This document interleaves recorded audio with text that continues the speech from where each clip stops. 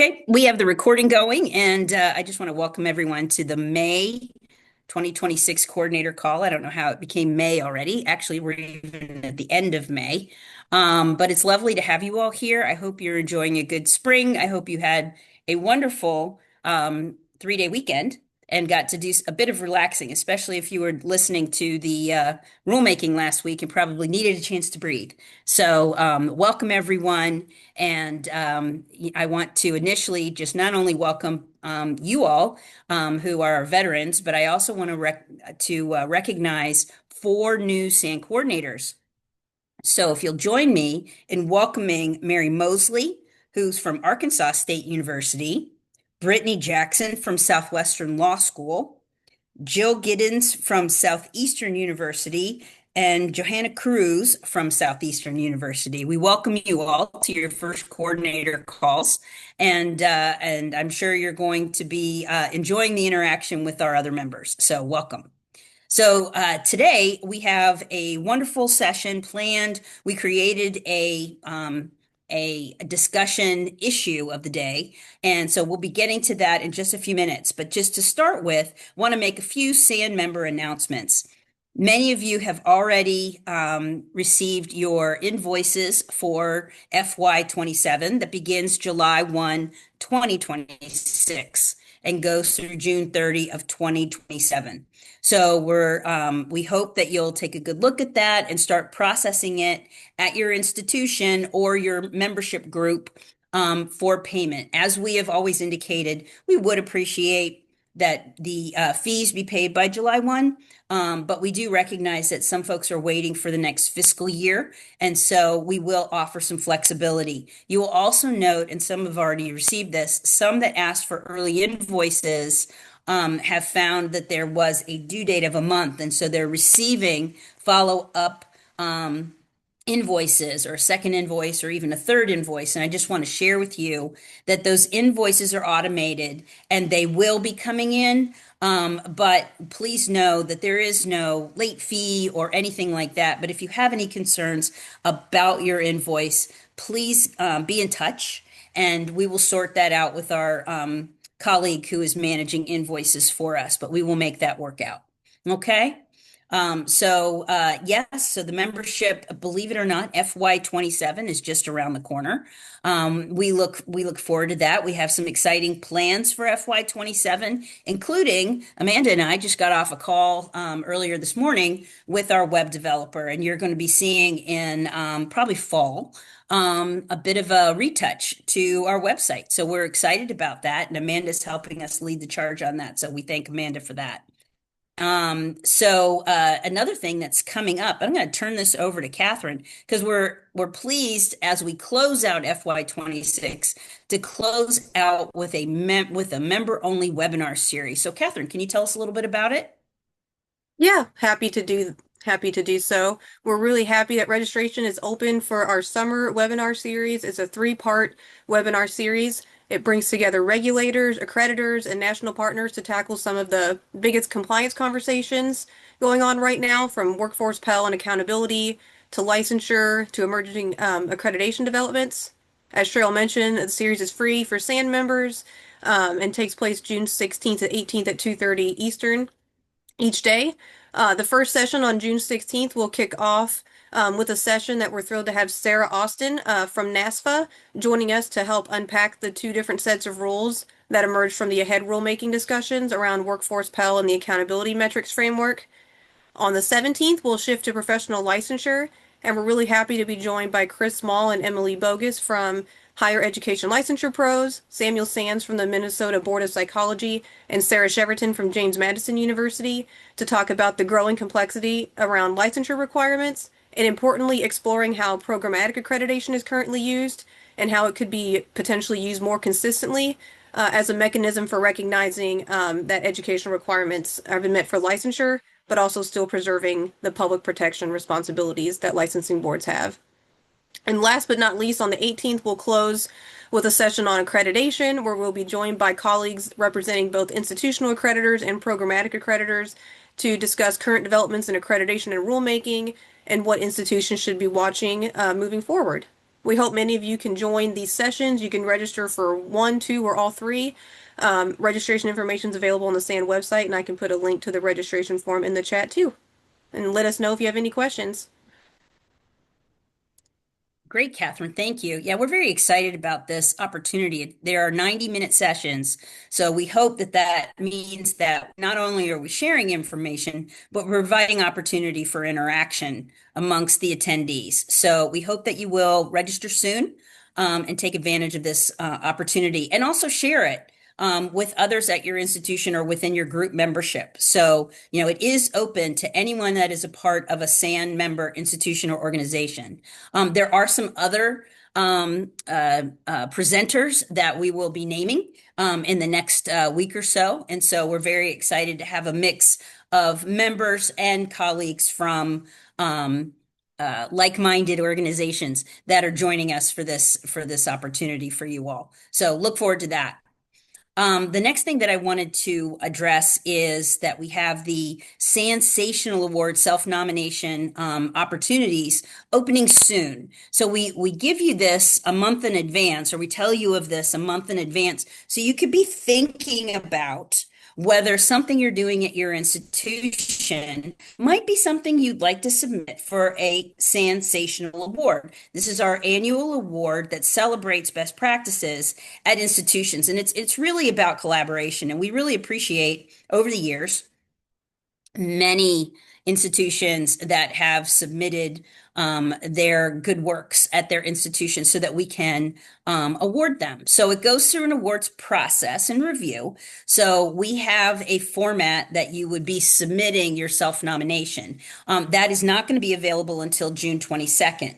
The website, and Catherine, if you wouldn't mind putting the Sansational Awards link up for me, I'd really appreciate it.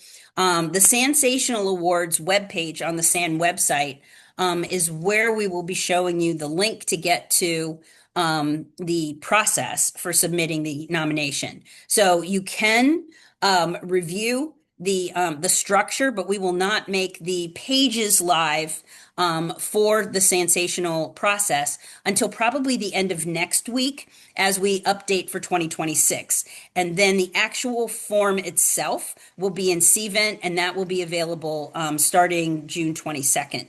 You will have a little over a month to submit your proposal, and then it will go to an awards committee who will review each of the nominations, and we will then be able to share with those who submitted who will be earning a Sansational Award, what institutions are earning a Sansational Award. And one of the things that was a happy accident out of COVID is that we were able to start the idea of celebrating each of the Sansational Awards on the institution's campus. So we travel to each of the campuses and provide you the opportunity to do as little or as much as you'd like in terms of celebrating. We have done as during COVID, it was just pick your favorite spot and we'll take pictures. But we have moved on to sometimes folks have a little gathering to be able to share the award with colleagues. And then, or others, we have taken them to lunch, and we're happy to take the award winners and their colleagues to lunch. But we found that institutions appreciated the ability to share the award immediately with those on their campus so they could see what is the work that the institution is doing, and that your work has been valued and earned an award. So that is how that came about. So if you have any questions about the Sansational Awards, please let us know. And we will have the web page back up that'll be updated for 2026 in terms of what the step-by-step process is for submitting your self-nomination. So looking forward to that. And looking forward to going to various campuses in the fall to provide awards. So moving forward. So today, as I mentioned, we have a discussion theme. And the discussion theme is state compliance beyond state institutional approval. So as we know, most of the institutions on this call participate in SARA. And because they participate in SARA, that is how they're obtaining state institutional approval. We also have our colleagues in California And California, as a state, is not a member to the reciprocity agreement. So they obtain their state institutional approval state to state. And so that is institutional approval. And what does that mean? Well, that means that general idea that you can have an activity that occurs in another state, but it is not as specific as some program approval situations or the general types of oversight, general consumer protection rules that are in place in the variety of states. Because as we know, anytime an institution has an activity that occurs in another state, it is the institution's responsibility to determine if there is some sort of oversight of that activity in the other state. And so that could be things that are perhaps outside of your control. As digital learning community, often we do not have employment and HR related responsibilities, but there's certainly, if you have faculty members or staff located in another state, then that is something that your institution is having to address as well in terms of employment related, such as tax, Secretary of State issues, benefits, and other related issues. But there are things that are probably going to be within your control. And I can imagine that there are some people who are going to reach out to you and ask you about, well, what are the implications if we have a faculty or staff member outside of the state? And you should have general knowledge that those are the areas that we should be checking into. But we do have other areas of that are probably within the responsibilities that you all have. And to be able to address it, we're breaking this conversation into two sub conversations. The first, we are really fortunate to have some regulators with us today who we work with on a regular basis. So I'm really pleased that we have Sid Grua from the Office of Commissioner for Higher Education in Utah, and Heather DeLange, who is the Director, Office of Private Post-Secondary Education in Colorado. And so we have been pleased to work with them over a period of years. And I think I see Sid, and there's Heather too. So Sid and Heather, it's such a pleasure to see you. Perhaps you could introduce yourselves a little bit more about what it is that you do, and perhaps a little insight into what you're aware of that you see institutions need to have their eyes on or have some understanding of things that may be responsibilities outside of institutional approval, either state to state or through reciprocity. Hey, Let's start with. hey, Cheryl and Heather. Let me go first, Heather, because I have one very specific example, and you are going to just overshadow me completely with your knowledge in Colorado. Interesting. We know in nursing, I mean, you get nursing questions like, we're approved to teach in that, but we have to do something separate to get the clinical approval. And how do we go through that process? Well, Cheryl brought to our attention through one compliance officer in another state, a very interesting, I'm going to say this correctly, consumer protection law of general application that is outside the scope of education.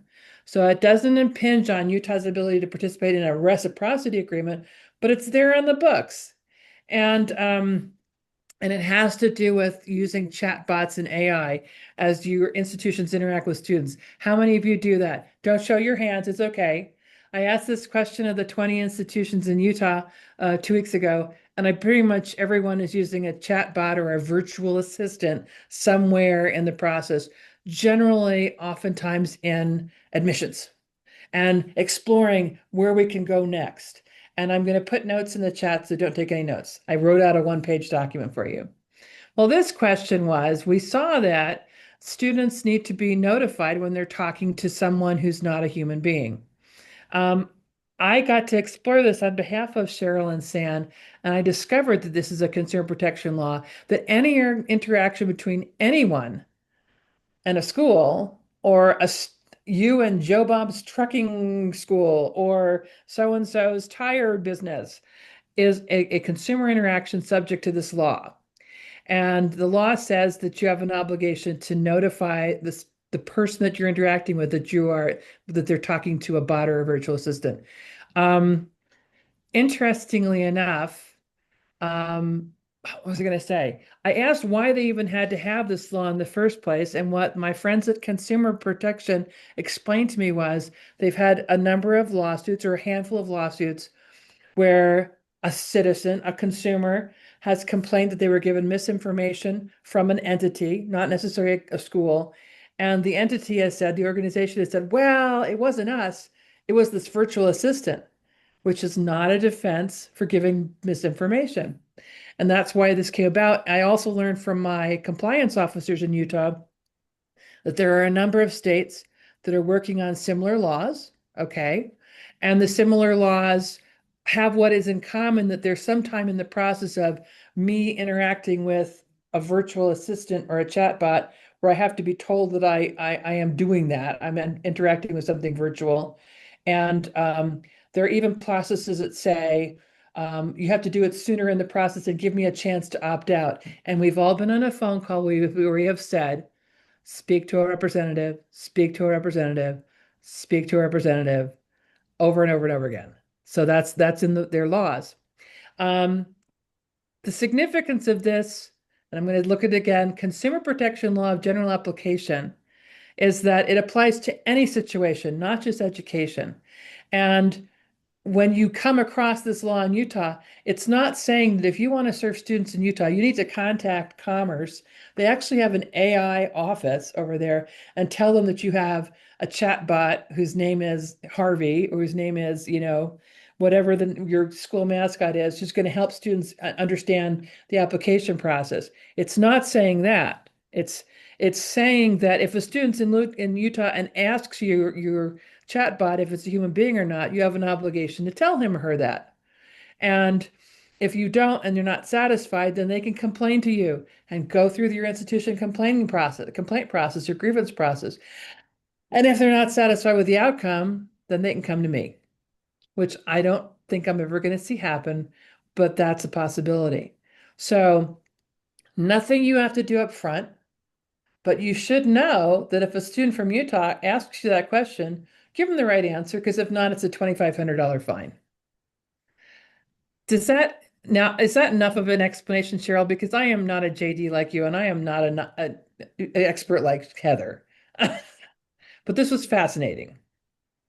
It was fascinating, and it is something that, and the whole reason for this session today is because there are things that our institutions are going to see that or should be aware of that are occurring in other states. Because we've said it from the get-go that institutions should be aware of things that are happening in other states, and especially as we're seeing in, Catherine and I have talked about this quite a lot, is the development of data privacy rules, Oh yeah. state to state, and and certain exemptions that are available, depending on education, et cetera. So, it's just that institutions every day need to be even more keenly aware that there are implications when their activities go outside of their state. And so, this was just really a good point to have. And, and we'll hear from Heather too, because Heather's state is another one that had something, gosh, it's been years, that we've been talking about the oh shoot, Workers' comp. workers' comp. Thank you. Workers' comp Oh yeah. insurance. And that's something, we've been trying to get our head around. So, I would there are say, things. when you're done with this meeting, go to your own websites and see, the chat bots or the virtual assistants seem to be, from my 20 schools, predominantly used in the admissions process. And I am 68 years old, people. So the chat bot or the virtual assistant to me is like the switchboard operator, or FAQs, or commonly asked questions, that are trying to suss out what you want, and then it sends you to the right direction. It's just like version 17.2. And some of my schools showed in the chat, they took screen captures, and it says, I'm your virtual assistant. Up front, they're telling you you're dealing with something that's not breathing at the moment, doesn't have two hands. And I have a feeling that it was so prolific in Utah that students this is not off-putting, and they're not surprised by it. Old people like me are surprised by it. And so go see how your school does it. And it would be super easy if it just says, I'm a virtual assistant. You've complied with any future laws. Well, no, Cheryl, I'm not saying that. You probably have complied with any future laws having to do with notifying people that they're talking to a human or an AI agent. You're on your way. How's that? And that's enough from Utah. Thank you so very much. That's great, Sid. Thank you so much for explaining that so thoroughly and for when I reached out to you, getting to the bottom of an answer, which, I'm going to stick my we, notes in the we chat if it's okay. that would be fantastic. Really do appreciate it. So great. And so just as another example, I asked Heather if she would come on today and talk a little bit about, talk a little bit about herself and talk a bit about what's going on in Colorado, or perhaps some of the interactions she's had with institutions in Colorado and how, what they have found in other states as well. So Heather, welcome. Thank you for being here today. Really appreciate it. Thank you for the invite. And it's, I think one thing to kick off, and I think just in the theme of this, is we also don't know what other states are doing. So, what Sid is dealing with in Utah, just we share borders, and I don't have that yet. But then it definitely is a snowball, and then we see things kind of coming down the pike again and again. So I think it's just like these conversations I think are so important.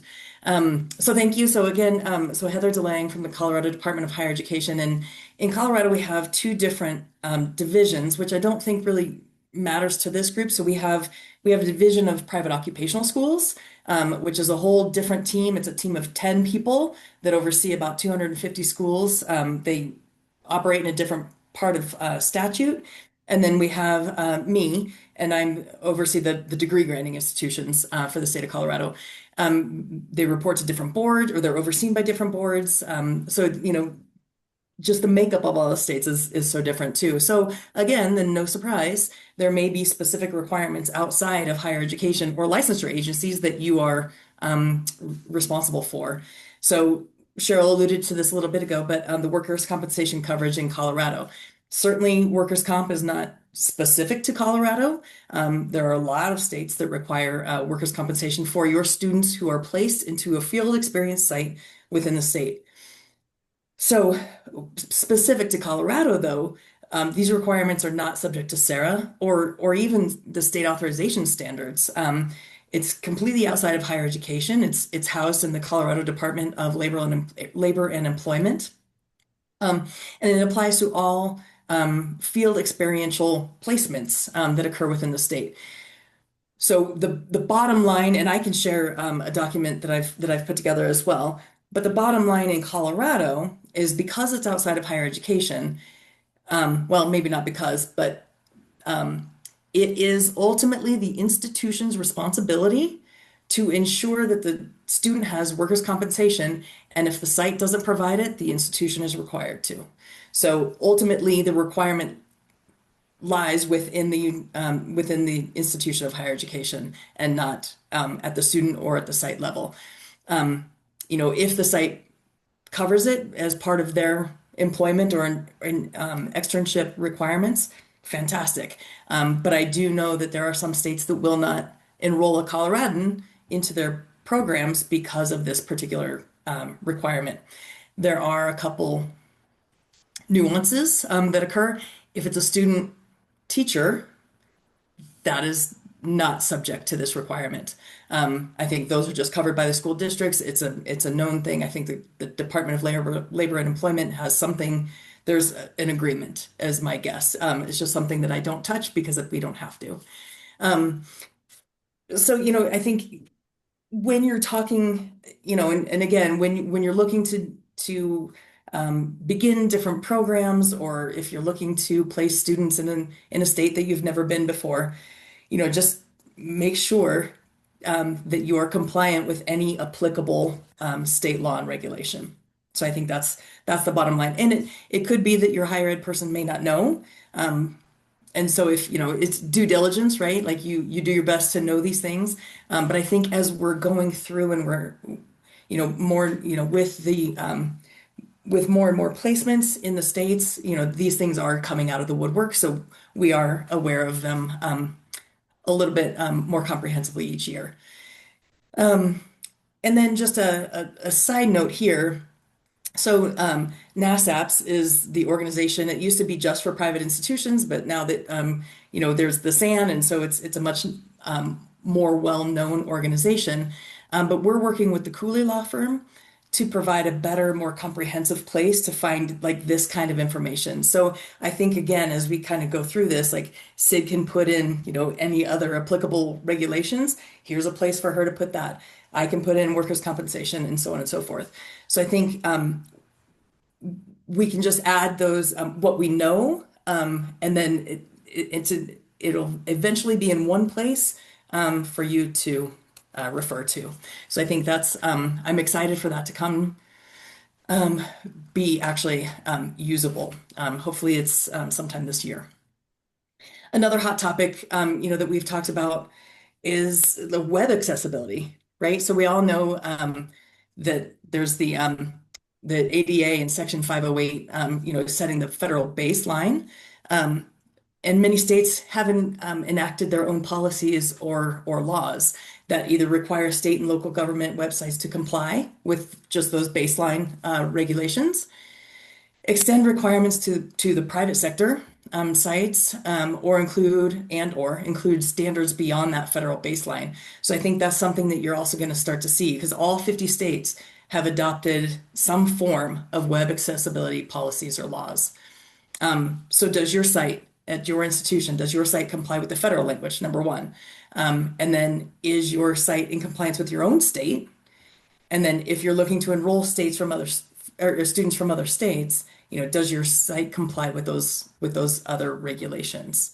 I'm not exactly sure, this is fairly new, so I'm not sure like the enforcement on this yet, but I think for sure it's something to continue to think about and make sure that you're doing your best to provide the information in a consumable fashion to all students. Could there be more of these kind of one-offs? Absolutely, more than likely, right? As Sid was talking again, I think just like everything we deal with, some states are going to impose stricter or broader obligations than whatever baseline we are looking at of the topic du jour. Well, way to make my afternoon, Heather. I hadn't even thought about the accessibility stuff because Yeah. we have a 12-month extension on that, but the Utah schools are in compliance, hopefully. But It's a lot. darn her. Right. And it's important, right? I mean, certainly, but it's a lot for those of us who are actually doing those lifts. Absolutely. Well, and it'll be interesting too, as because HHS has the same set of regulations as DOJ. So those federal regulations using the WCAG 2.1 AA are pretty common. And so the fact that the states are doing it kind of reinforces the need to have it done federally. And so that's probably not going to be too varying. But what will be interesting is what happens depending on whether some sort of national legislation on AI, because there's talk about states having AI legislation versus federal AI. And I know there was some conversations around data privacy that some were looking for a federal oversight as opposed to a state to state oversight. So these are things that we're just all going to have to be watching, and especially as they address the digital learning space that we're all tied into. So, we will just keep watching. But I think what it really goes back to is something that we've been talking about since before Sarah, and the idea that we need to know where our activities occur and what those activities are. And so we really need to make use of intentional practices at our institutions to do this. So that'll be something that I think we really need to return to, how important that is to have that structure. So, well, thank you, Heather. This was really helpful. I'm very excited about this idea with Cooley, because we have been bouncing something like this around as well. But what a great partnership for NASAPS and Cooley to be doing that. So that's great. So what we will be finding out, and one of our members, asked here, is we'll have to learn how you get access, and if that's going to be something that you have to be a client of Cooley, or or something like what Hogan Lovells does with their global compliance surveys, because you have to be a part of a subscription for that. So Mhm. we will learn. So members on the call, we will learn more. We will, fortunately have a nice relationship with NASAPS, and I'm going to say it both ways when I'm on any call, so that way I'm covering all of my bases. But we will be sure to be communicating and finding out, what kind of access will be available for institutions to ensure compliance. Yeah, and I think just in on that note, I don't know the specifics, but I don't think it's going to be like a subscription kind of thing. It's not, this is more like information sharing rather than kind of gathering any Fantastic. fees or client base or anything like that. And it's also to try and minimize how many places, like, because NC Sarah on their site, they have the state authorization guide. How comprehensive is it? And so Cooley's just, and Cooley has on a yearly basis, they have continued to come to the states like, who's in charge of this? What's your link for this? Like all of the things state authorization related. And they have kind of been gathering all of this information, but now they're Mhm. wanting to make sure that it's shared on a more broader level. So I don't think that is the case, but I do hope that it comes out this year. Mhm. That's fantastic. And we know, the state authorization guide is the evolution from the SHIO surveys. That was intended to be about state institutional approval and is still in that focus. I mean, yes, it's been improved and they do a very good job at NC Sarah maintaining that. Um, but having something that is also overseen by the law firm that is in collaboration with the regulators, I think is great, especially for these things that our institutions are not dabbling in as much. I mean, we speak higher education, if you will, but these things are going to be held by other offices outside of the higher education offices in the states. So that's going to be even better to get that analysis. So this is exciting. So great. I didn't even know how exciting this was going to be. Heather, you're awesome. Well, I And may and have to since I may have to introduce that last concept, but I think it's a good thing because I think that should be, where other information is. But I think as states, we sure. see the request for any other information, we're like, no, I don't think Right. so. But if we're Right. Right. prompted, I think to add these kinds of things in, I think Sid, both of ours could be fantastic resources for institutions to be added into this survey. And So NASEPS is the right institution to do that, organization to do that for us. yeah, I think Sure. so They too. really Yeah. are. Yeah, absolutely. And I know and that's the issue with professional licensure as well, because the licensing boards don't really have communication with the higher education agencies Right. typically. Some states they do, but most states they don't. And trying to pull all that together and leaning on NASEP's regulators is not the way to go either, even though that seemed logical at the moment. But you don't have those, the regulators don't typically have those kinds of communications, so it doesn't. So I think having Cooley involved is going to be fantastic. So Yeah, great, I great, great, great. agree. Okay. Thank Well, you. so Sid and Heather, thank you so much. And what you shared, both of you, is that you need to have at your institution somebody who has half an eye on what's happening outside of institutional approval. So to be able to do that, I did get a number of our members who are really keen to have a process in place at their institution to be aware of what kind of implications other things could be in these other states. So I have my second group of folks together.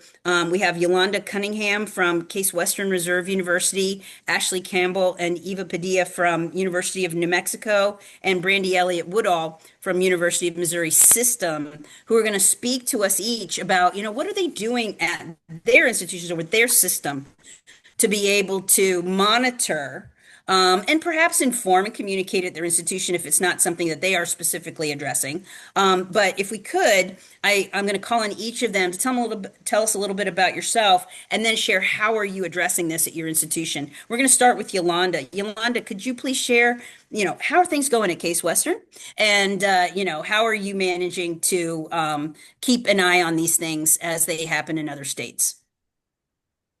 Camp out at people's offices. No, I'm kidding. Part of it is true, but I just want to start off by saying I just realized I have been in this for over a decade, but the university's been around for a while itself, and I have to brag, we're celebrating our 200th birthday this year. So, and they still have me, which is a good thing. But my state level compliance, oh, thank you. My state level compliance outside of Sarah starts with monitoring on my own, monitoring the legislation and guidance.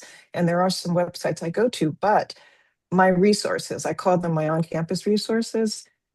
These are the groups: Provost, General Counsel, Office of Financial Aid, Government Relations, Marketing and Communications, and then we have a university registrar, but we have several in the individual schools. All of those combined, we separately and collectively monitor what's going on in the states.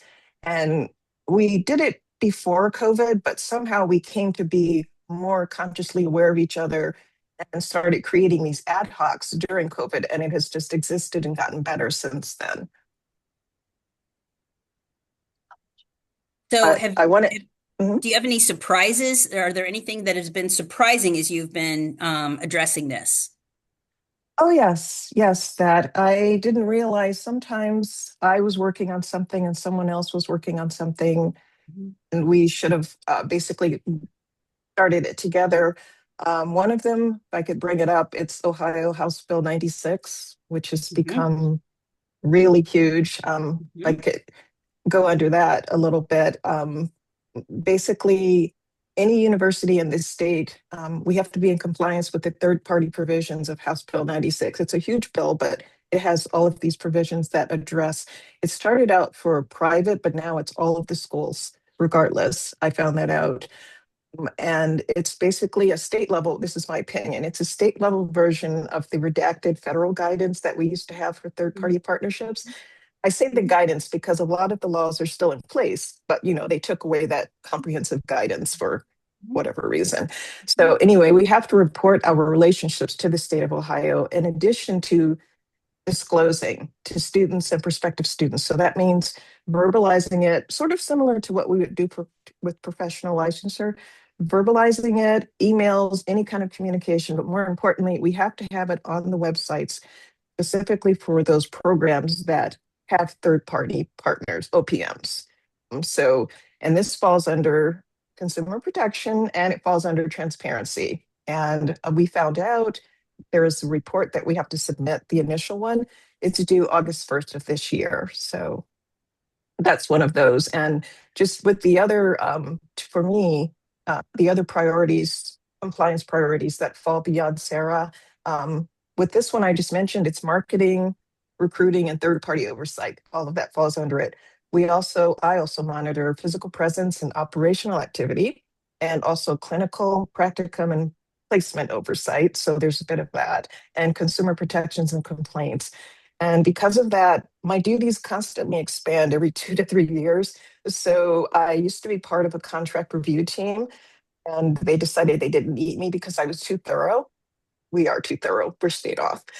Now they suddenly need me back. I wonder why, but yeah, that's good. So That's very interesting, Yolanda. Yeah, that was a big bill. I remember John Boyer talking about it when it was first introduced. So thank you for sharing that with our group, and thank you for how Case Western is addressing this at their institution. So Yolanda, really appreciate that. Now we're going to move to our friends from University of New Mexico, Eva and Ashley. And if you could tell us a little bit about, how are you all managing at your institution? Is there any unique processes you develop or communication strategies that you all have? I'm not sure if they're unique, but essentially we are kind of the listening station for the university itself, including branch campuses, health sciences, law school. on distance education compliance topics. And really, Ashley is the active antenna for that. She is the one who gathers and takes into account all the things in the landscape that she's aware of. She's got multiple different tools that she uses, and I'll leave it to her to explain that in just a second. But essentially, the way we're structured is she's the antenna. She delivers kind of the synthesis and analysis to me. We discuss it, make sure we know what priorities and how things could what the implications are. I can't talk, I apologize.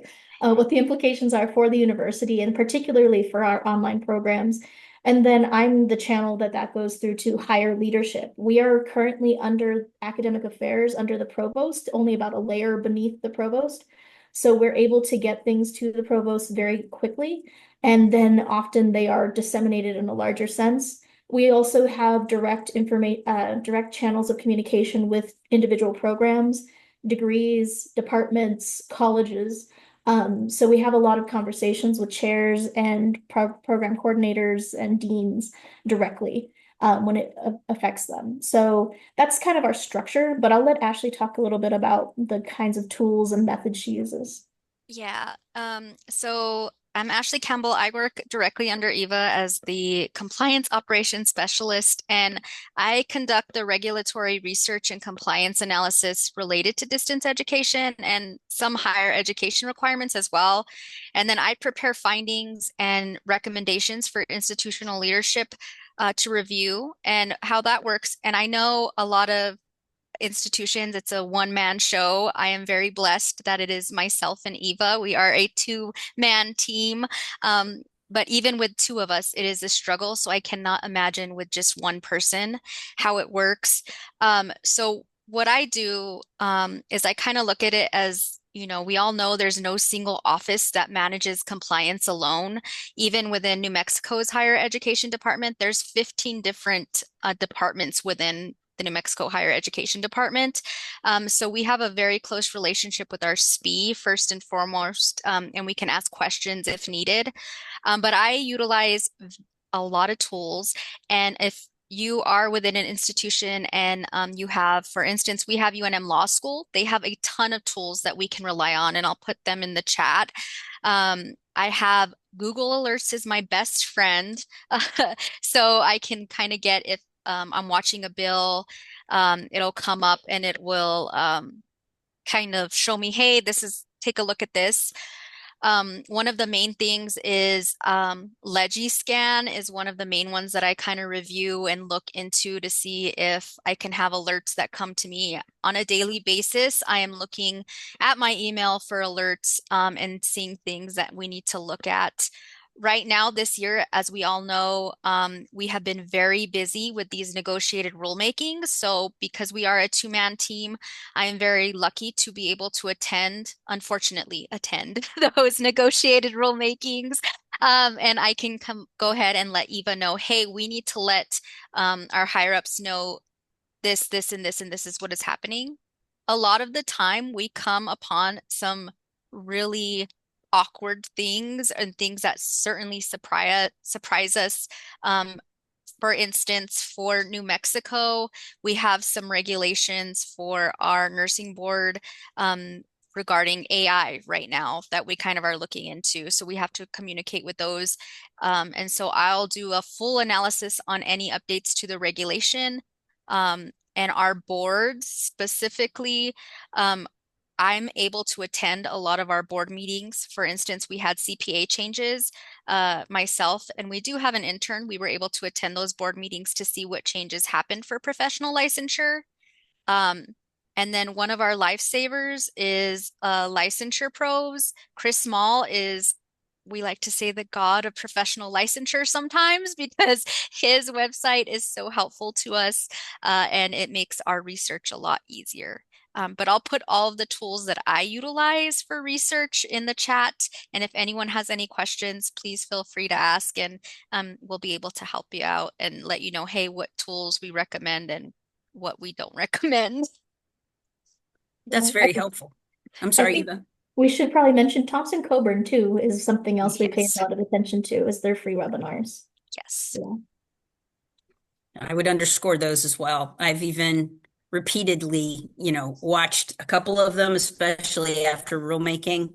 That's how I spend my weekends. No, I'm kidding. But I have on occasion had to do a repeat because it's very important to hear the nuance. And so I appreciate their aspects as well. So thank you for that. And also thank you very much for the list of tools that you're using. That's very helpful. Some of you all are probably very familiar with these, but if there are some that you haven't tried before, I would definitely have a look at that. And if you have a subscription to Politico Pro, sometimes you can benefit from that as well for tracking.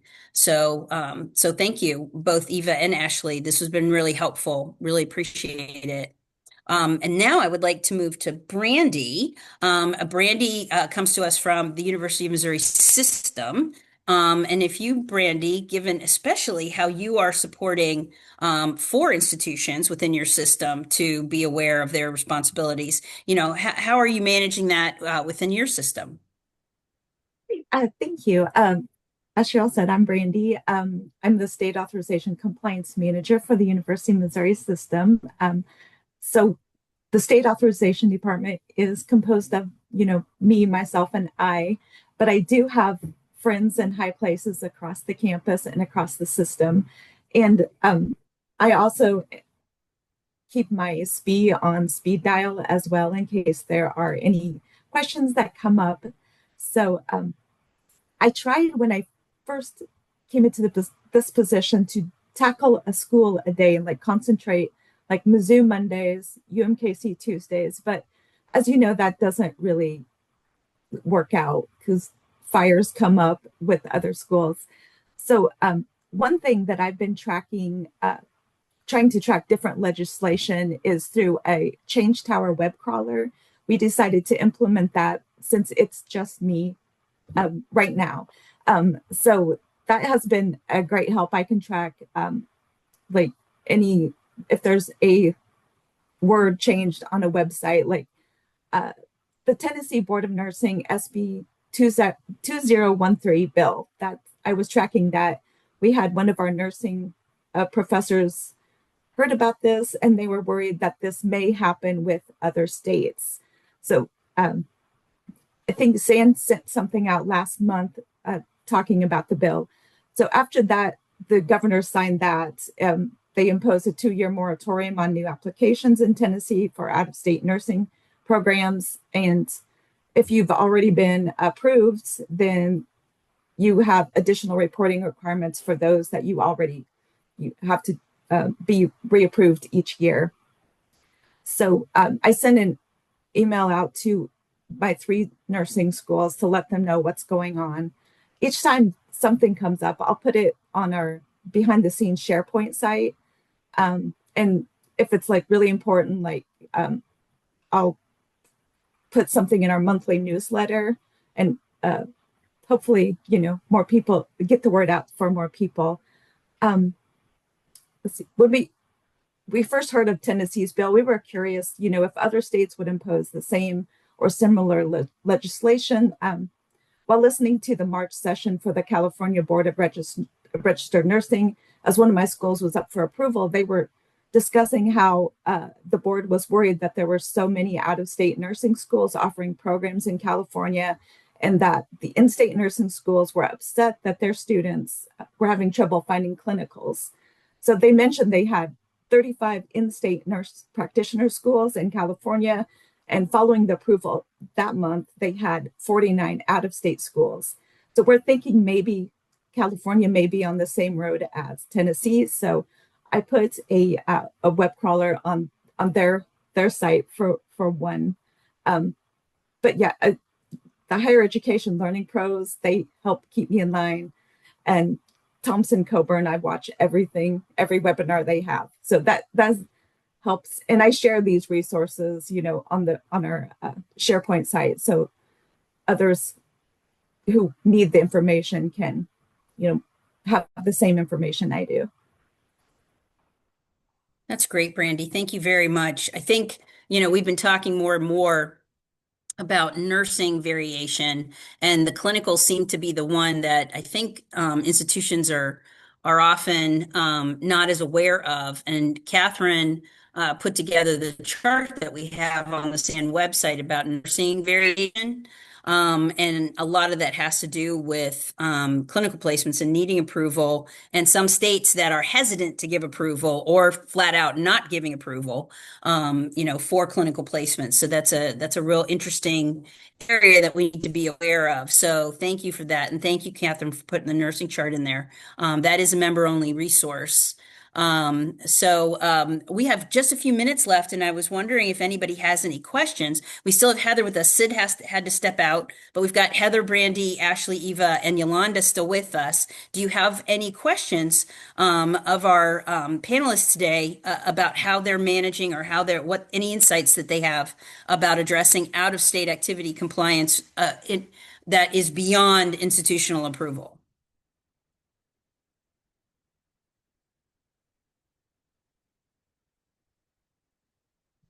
So Yolanda, you mentioned a comment in there, so maybe if you could verbalize that, please, to help, especially your institutions that have nursing in a variety of states.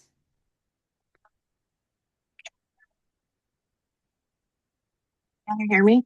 Now we can, yes. Oh, okay. Yeah, my sound keeps going in and out. I'm sorry.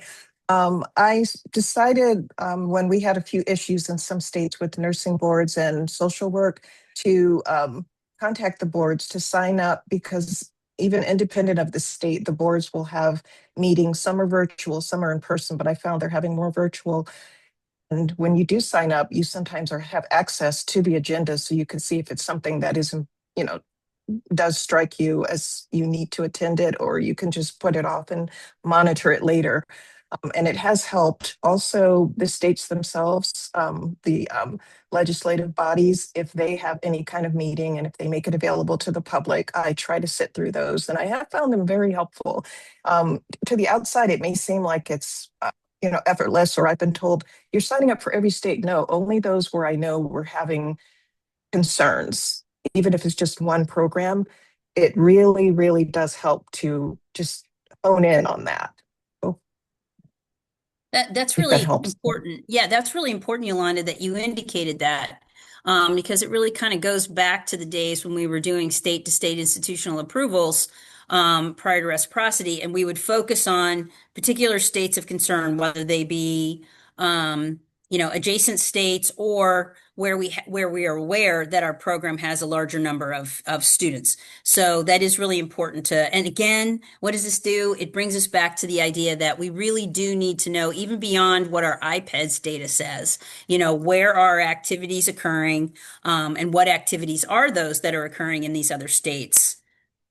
Exactly. And I was going to say, everything that everyone had listed, I'm signed up for those, and they are helpful. If you're not, I encourage you to, because it really, really, I mentioned the Gates Pro because I used to have the free version of it, and I found it just gives you one state or two states. I found I needed more states in addition to the federal government, which they keep that one separate. So I try to have that and then just choose the states I want. So that's why I ended up telling them I needed the pro version.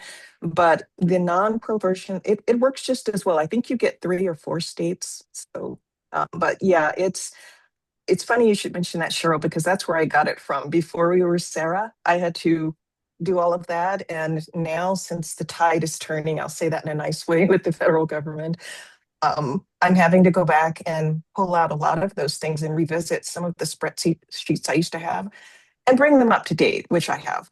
I utilize Tableau, which I used to rail against all the time, but giving the reports, especially to leadership, because they all wanted a different way. The provost wants something different, and I work closely with him, but everybody wants something specific. So Tableau helps me to just disseminate it. Great. Thank you very much, Yolanda. So Ashley, you mentioned in the comments here something that's really important, and it may seem like something that is something we all do, but I think it actually gets lost in the shuffle. So Ashley, I would appreciate if you could underscore, how important it is for our members to do, as you say here in the comments. Yeah, so we've noticed, we have our main campus and then we have our branch campuses, and it's important to know each individual campus's policies because they may differ from main campuses. And when you are researching and kind of looking into regulations, some policies within your own institution may contradict the regulations or vice versa. So it is good to know to review your policies, especially when they're updated. And Eva has a really good connection with general counsel at our institution. So if we do have questions, we can ask also with our policy office.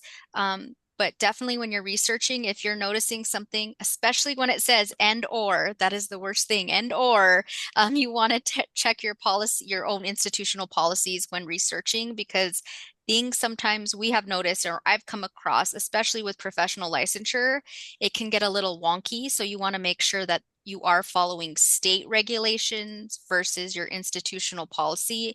And if there's some inconsistencies, you're letting your policy office know or general counsel know, hey, there's some inconsistencies. We need to work these out to make sure we're falling in compliance. Yeah, That was and really, yep, sorry. sorry, Cheryl. I was just going to expand upon that as well. The programs themselves sometimes can have internal policies that are informal, but how they actually function, and they can change the determination for a licensure completely. So it is something where it is, we can't emphasize enough how important it is just to know the policies backwards and forwards as much as you can. Yes. Well, I think Eva and Ashley, what you're also underscoring is the ability to communicate with other offices. So you all seem to have your finger on the pulse of the issues, but it's important that you share it out, and that's what you all are doing. So, for our members here today, remembering that collaboration within your institution is key. It can't all live in just somebody's desk. It's got to be something that's communicated out. So thank you for underscoring all of that. So any last thoughts from anyone? Okay, well, this has been incredibly informative. And so I'm very grateful to Heather and Sid from providing from the regulators aspect, and then also from our institution aspect with Ashley, Eva, Brandy, and Yolanda, because they gave us a lot of food for thought.